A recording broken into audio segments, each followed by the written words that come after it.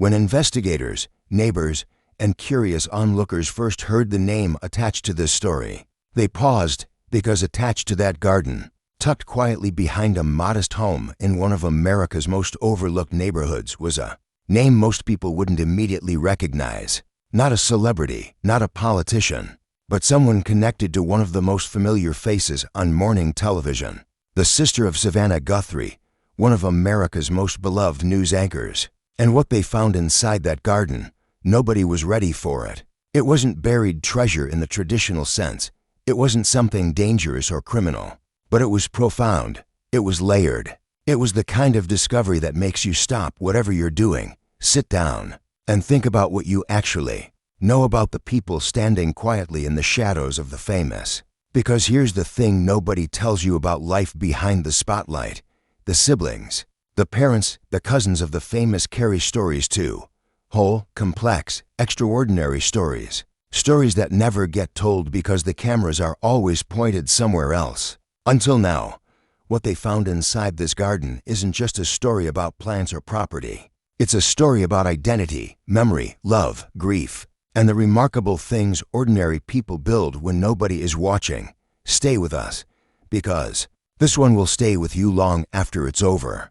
Her name is Annie Guthrie. To most of the world, she's simply the sister of Savannah Guthrie, the warm, sharp, deeply respected co-host of NBC's Today Show. And for most of Annie's life, that introduction has been enough for strangers, enough to spark recognition, enough to open conversations, enough to make people smile and nod and move on. But Annie Guthrie is not a footnote. She was born into a family shaped by movement, shaped by faith, shaped by a particular brand of American quiet strength that doesn't announce itself at press events or accept awards at galas.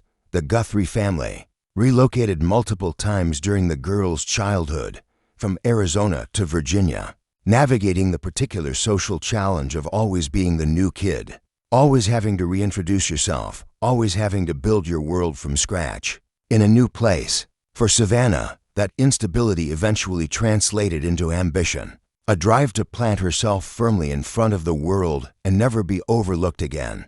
For Annie, it translated into something different, something slower, something rooted. Annie learned early that the most important things in life don't move. They stay, they grow. They require patience and attention and the kind of care that the modern world rarely celebrates, but always secretly needs. She settled eventually into a life that looked, from the outside, unremarkable. A home, a community, a garden in the back that she tended with the devotion most people reserve for careers, or relationships or causes. Neighbors would pass and occasionally glance over the fence, noting the unusual care she took with every inch of that space. What they didn't know was why. What they didn't know was what that garden truly contained. Not just botanically, but emotionally, historically, and in ways that would eventually leave researchers, local historians, and even a few national journalists completely stunned. Annie never sought the spotlight, but the spotlight, as it turns out, found exactly what she was hiding in plain sight, beneath the leaves, beneath the soil, behind the wooden fence. She painted herself one quiet summer afternoon while her famous sister was being interviewed on national television. This is Annie's story, and it begins, as all the best stories do, not with fame, but with a seed. The first person to notice something unusual about Annie Guthrie's garden wasn't a journalist, or a historian, or a botanical expert. It was a child, a 7-year-old named Marcus, who lived 2 doors down, and had developed a habit of cutting through Annie's back alley on his way home from school. One afternoon in early spring, Marcus stopped dead in his tracks at the edge of her fence. He later told his mother, who told a neighbor, who eventually told everyone, that he had seen something growing in Annie's garden that he had never seen anywhere before. He couldn't describe it precisely the way an adult might. He just said it looked like the garden was glowing. His mother assumed he was being dramatic. Kids that age often are. She thanked him for the story, served him his afternoon snack, and filed the observation somewhere in the back of her mind under the category of childhood imagination. But Marcus wasn't imagining anything, because 3 weeks later, when a local botanist named Dr. Helen Marsh happened to be walking through the neighborhood. During one of her regular community outreach visits, she ran a small urban gardening initiative through the county extension office.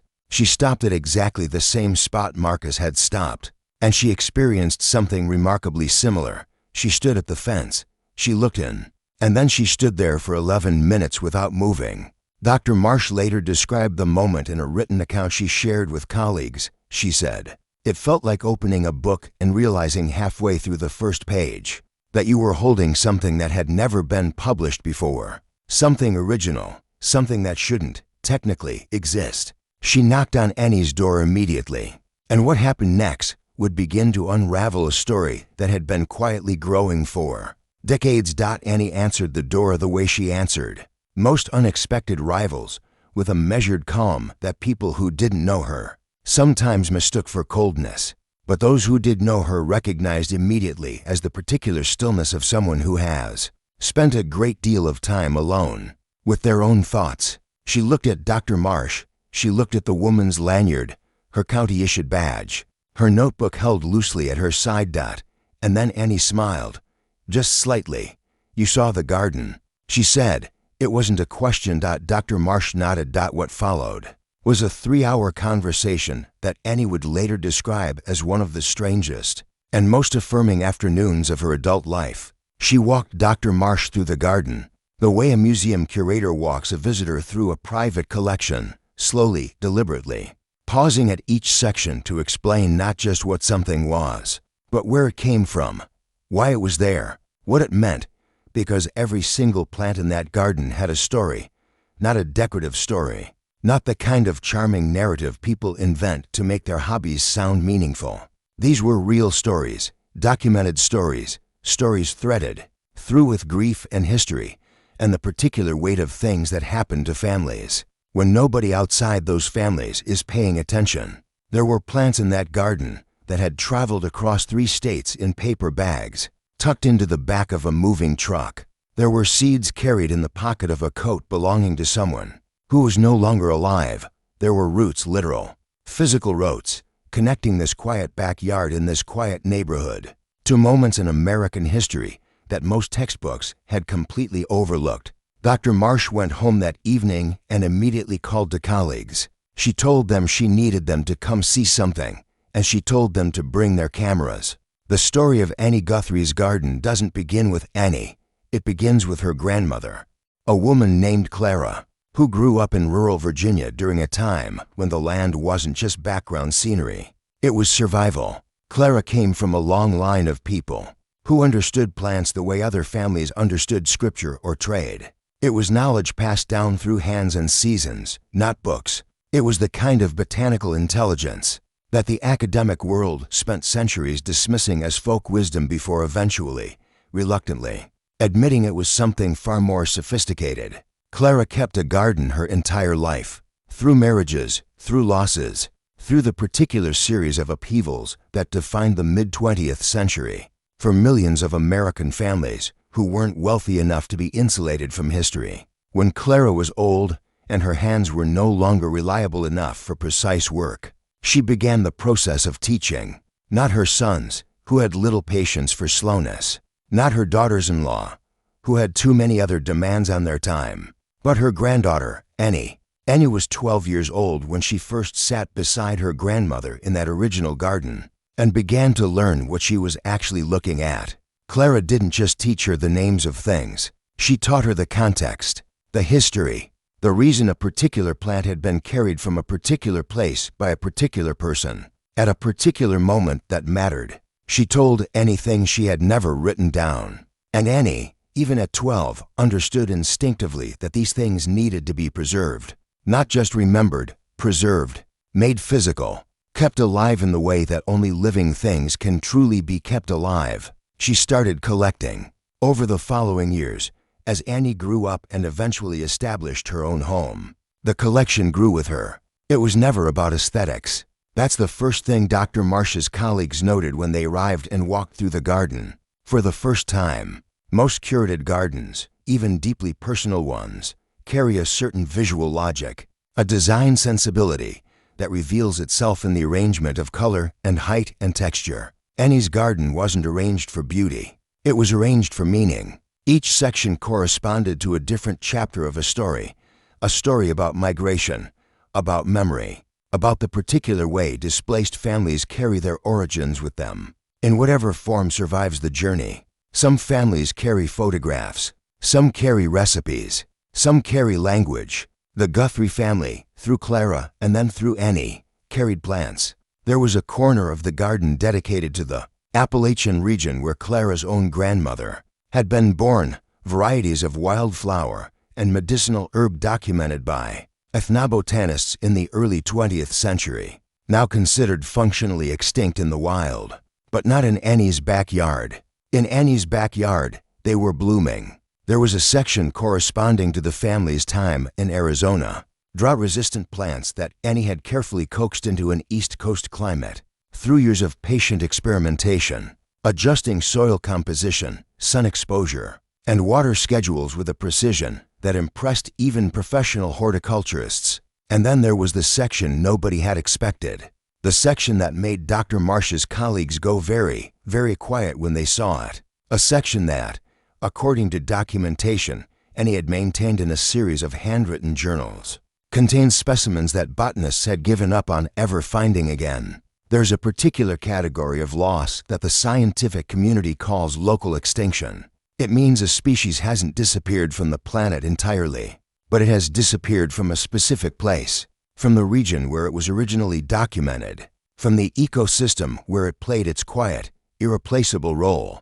And once something is locally extinct, recovering it, reintroducing it, restoring it is an enormously complicated, expensive, institutionally driven process that rarely succeeds and almost never begins in someone's backyard. Annie didn't know the formal terminology. She wasn't a scientist, but she had her grandmother's journals, Clara's original records, written in the careful script of a woman who had never attended university, but had observed the natural world with the rigor of someone who understood that observation was survival. Clara had documented plants she'd encountered throughout her life, noted where she'd found them, described their properties, recorded the stories attached to them, and in a few critical cases, she had saved seeds stored in small glass jars, seeds wrapped in cloth, seeds described with the kind of detailed annotation that would have made a professional botanist's eyes widen. Because Clara hadn't saved them randomly,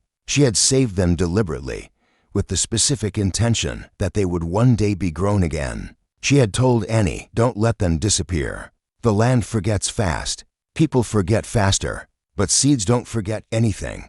Annie had taken that instruction with the seriousness of a vow. And now, 30 years later, in a backyard her neighbors had always assumed was just a very nice garden, those seeds had become plants. Those plants had become something that the scientific community had not seen outside of historical records and Presterbarium specimens in decades. When Dr. Marsh's colleague, a botanist named Professor James Calloway from a regional university, first examined the specimens in Annie's garden, he spent a long time crouched in the soil without speaking. His graduate student, who had accompanied him that day and was tasked with photographing and cataloging everything, later said the experience felt almost reverent, like walking into a space where something important had been quietly happening for a very long time, completely unwitnessed. Calloway eventually stood up, brushed the soil from his knees, and asked Annie a single question. He asked her how long she had been growing these particular specimens. Annie thought about it. She said that some of them she had started from her grandmother's saved seeds, so in one sense, for as long as she'd had her own land, but in another sense, for as long as her grandmother's grandmother had been tending the original plants, in the original garden in the original hills. Calloway looked at her. He looked at the garden. He looked back at her. And then he said, quietly, do you understand what you've done here? Annie said she'd just been trying to keep a promise. But what she had done, scientifically and historically, was considerably more than that. She had maintained a living seed bank of regionally extinct plant varieties, some with documented medicinal properties, some with deep ecological relationships to the surrounding environment, entirely outside any institutional framework, without funding, without credentials, without anyone knowing. She had done it the way her grandmother had done it, the way Clara's grandmother had done it before her. Because in some families, preservation isn't a profession, it's a calling. None of this happened without cost. That's the part of the story that tends to get left out when discoveries like this make their way into headlines. The headlines celebrate the finding. They don't always calculate the toll of maintaining it. Annie had spent money she didn't always have on soil amendments and specialty growing supplies. She had spent hours she might have used for sleep, rest, or social connection, crouched in the garden in the early morning or the late evening, monitoring things that required constant attention. She had turned down opportunities to move, jobs in other cities, relationships that required relocation, because the garden could not be easily moved, because some of the plants she was tending had taken years to establish and could not survive transplantation at their current stage. She had organized her entire adult life around a garden that most people assumed was a hobby. There were years when it felt like too much. She would sit on the small wooden bench she'd placed near the center of the space, her grandmother's bench, moved across states in the bed of a pickup truck, and feel the particular exhaustion of a commitment that nobody else could fully see or understand. She had never told Savannah the full scope of what she was doing, not because she was hiding it exactly, but because the language for it felt difficult. How do you explain to someone that your life has been quietly organized around a promise to a woman who is no longer alive? How do you explain that the most important work you've ever done happens in a backyard? Savannah knew about the garden, of course. She had visited, admired it, described it to friends with the warmth and pride of someone who loves their sibling deeply. But even Savannah, sharp and perceptive as she is, had not fully grasped the depth of what was growing there. That changed after Dr. Marsh's team arrived, when the story began to gain attention, first locally, then regionally, then in several horticultural and conservation publications. Savannah Guthrie learned the full story around the same time everyone else did. By several accounts, her reaction was one of profound emotion, not surprise at the quality of Annie's work. Savannah had always known her sister was remarkable, but surprise at the scale, at the scope, at the decades of quiet, unwavering, uncelebrated dedication that had produced something the scientific community was now describing as genuinely significant. She reportedly called Annie and stayed on the phone for a long time. What they said to each other is private. It belongs to them. But those who know both women say that the conversation shifted something, not in the relationship, which had always been close, but in the public record of who Annie Guthrie truly is. Because suddenly there was a public record. Suddenly people were looking.